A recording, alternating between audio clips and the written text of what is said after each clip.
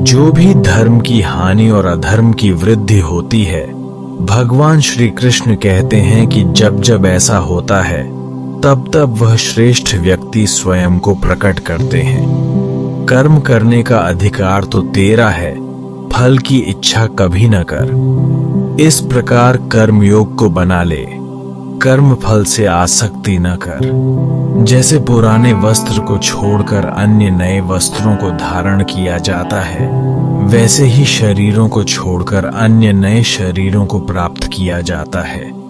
यदि तू जगत के लिए कर्म करता है तो तुझे कर्म बंधन से मुक्त होने के लिए उसे ईश्वर के लिए ही कर। स्वधर्म में गुणों से रहित परधर्म को अच्छा मानना श्रेयस्कर है।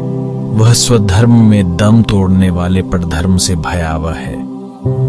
भगवान श्री कृष्ण कहते हैं कि उनकी यह माया गुणों से युक्त है और दुर्गम है, लेकिन जो भक्त उन्हें प्राप्त होते हैं उन्हें वह माया पार कर देती है।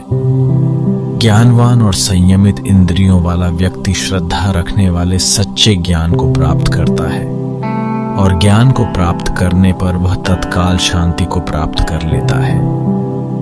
विद्वान, विनीत और श्रीमंत ब्राह्मण में गाय, हाथी और कुत्ते में वे पंडित समान देखते हैं। जो कर्म करने में और न करने में भी समान भाव रखता है वह बुद्धिमान मनुष्यों में योगयुक्त है, क्योंकि वह सब कर्मों को करने वाला है।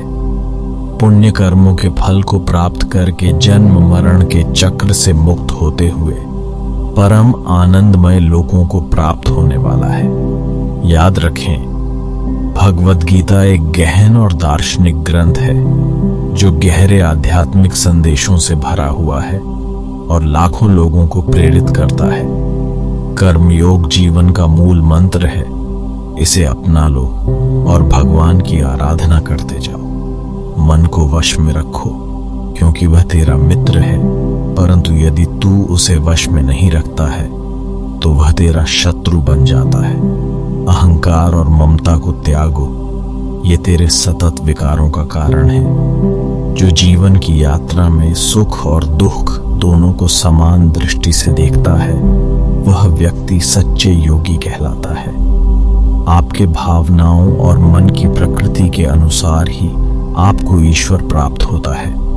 जब तू कर्म योगी बनकर कर्म करता है तब तू विकारों से रहित और मुक्त हो जाता है।